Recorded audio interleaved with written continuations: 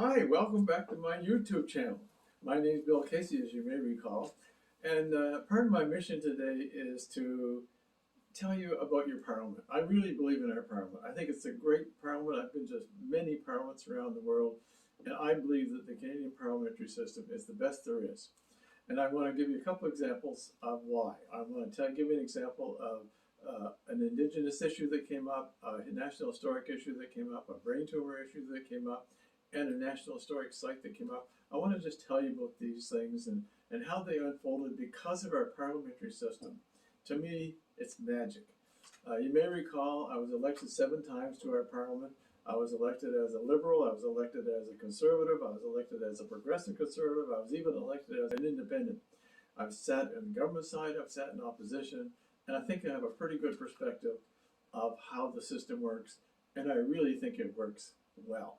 So I just want to tell you about a little story about a National Historic Site in my riding and how it went from a field to a National Historic Site with a kiosk and a memoriam and hopefully a future plan of a resurrection of the Acadian village that we're going to talk about.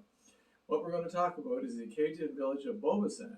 It was founded in 1672 by Jacques Bourgeois, and it grew to be a very vibrant and busy Acadian village until 1750, when it was burned down by the French and Indigenous people under instructions from the French government.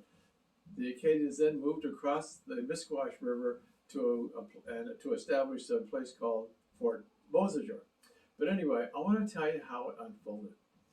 It's, I think, a fascinating story. I was sitting in my office one day 20 years ago, and 3 men came in to see me. Ken Sisson, Ben Griffin, and Gerald Trentham. They came in with a great big plan. And the plan showed 43 little dots on a piece of paper. And it turns out that this piece of paper was a photograph taken with infrared photography, taken by the RCAF in the 1960s. And it showed 43 little dots in this field, about 3 miles from where I've always lived. And they said, we think this is the Acadian village of Beaubassin. We think these are foundations. And the infrared photography showed up the burned down foundations. So I was quite excited about this. I couldn't believe it. I'm a student of history. I'm not very good at it, but I am a student of history, and I know the value of history. So if this is really true, I thought we need to preserve it. I first approached Parks Canada about this almost as an urgent matter. And Parks Canada really was, they just told me they didn't have the time, they didn't have the money. So I went to the province. The province said the same thing, didn't have the time, didn't have the money. So after my dealing with Parks Canada didn't go anywhere, I walked across the floor one day and I sat down with Sheila Copps, the Honorable Sheila Copps, the Minister of Environment and Parks Canada. Then we had a long talk about it, but she said no, they didn't have the funding and they didn't have it in their plan and they couldn't do anything with it. So then I just went down the row and I went to see the Minister of Finance, who was the Honorable Paul Martin at the time, and I asked him if he would give her the money to buy the land. And then he said, oh, she's got all kinds of money. That's just rounding off money to her, he said. So I went back to Sheila Copps, but still she wasn't interested, she wouldn't do it. Now the beauty of our parliamentary system, that at this time I was a member of the Progressive Conservative Party. I was a backbencher in the third party, but I was able to walk across the floor and talk to the Minister and the Minister of Parks Canada and then the Minister of Finance. And finally, out of total exasperation, I walked across the floor one day and I talked to Prime Minister Jean Chrétien. I just went over to him and I said to him, Mr. Chrétien, I have a problem in my riding, I need some help. And he said, well, come on up to my office after question period. See, the beauty of our system is everybody sits in the same room with every cabinet minister every day during question period. And always before and after question period, there's a chance to go talk to the ministers or the Prime Minister. Just walk across the floor, and no other system provides that access.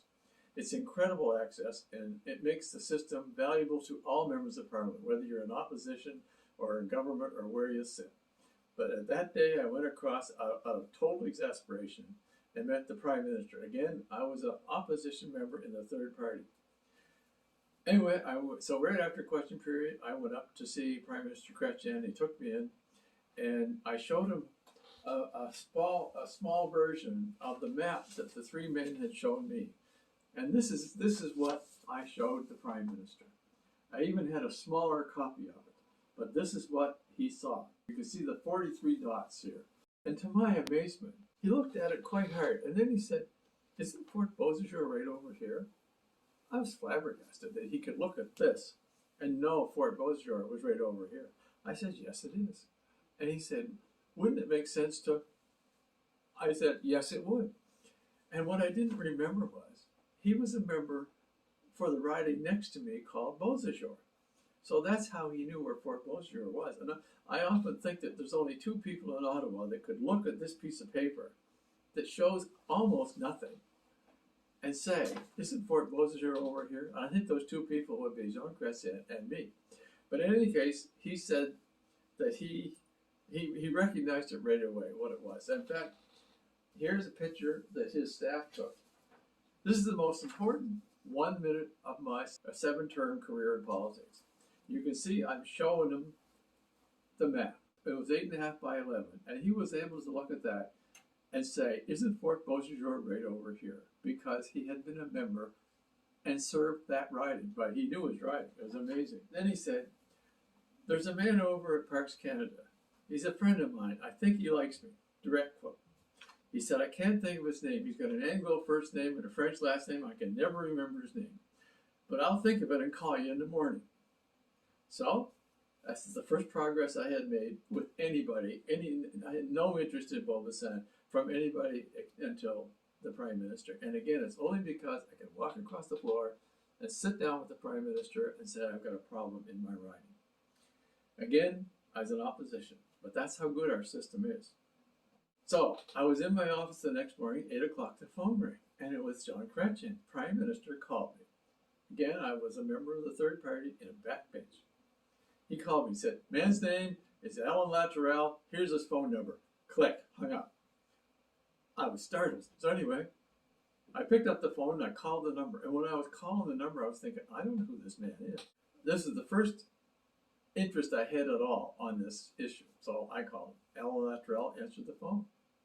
And I said, "Mr. Latrell, I have a problem in my riding. I'd like to talk to you." "I'll be right over," he said. This is the same organization that wouldn't listen to me or talk to me about it at all for 3 or 4 times. Anyway, I said, "Oh, I'll come over there." He said, "No, I'll come over there." I said, "Okay." And within a half an hour, he was in my office. I had all my papers spread out on the desks, and I had the big map that showed where the 43 foundations were, and I started to talk to him. And he said, "Look," he said, "we've already started the process. We've hired Charles Burke, the head archaeologist for Atlantic Canada. We've already logged it in as a project for us. We're going to determine if it's real or not," because we really didn't know if these were foundations or not, but it certainly looked like it was. And it certainly looked like the most intact Acadian village on the planet, because you could just tell where the streets were, you could tell where the houses were, you could tell where the farms were, according to the burned foundations. Anyway, he said, "Charles Burke's been appointed, and he'll be starting in 2 weeks." Mr. Chrétien had already called him and told him about this mission, and must have asked him to take it on, because they did take it on.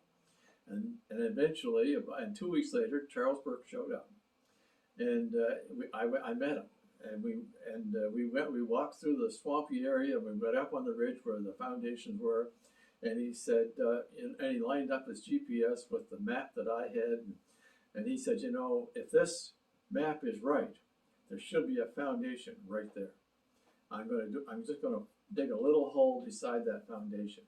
He dug a little hole, and he found a pipe, and he found a hinge, and he found a shoe sole, and a couple other things. And he said, he said, "I've been digging holes all my life, and I've never found anything like this on the very first dig." So then he said, "The foundation then should be right over there." And he moved the whole process over there, and he dug a 1 meter hole, and the foundation went right through the middle of the hole. It was incredible. And that was the beginning of the story of Beaubassin.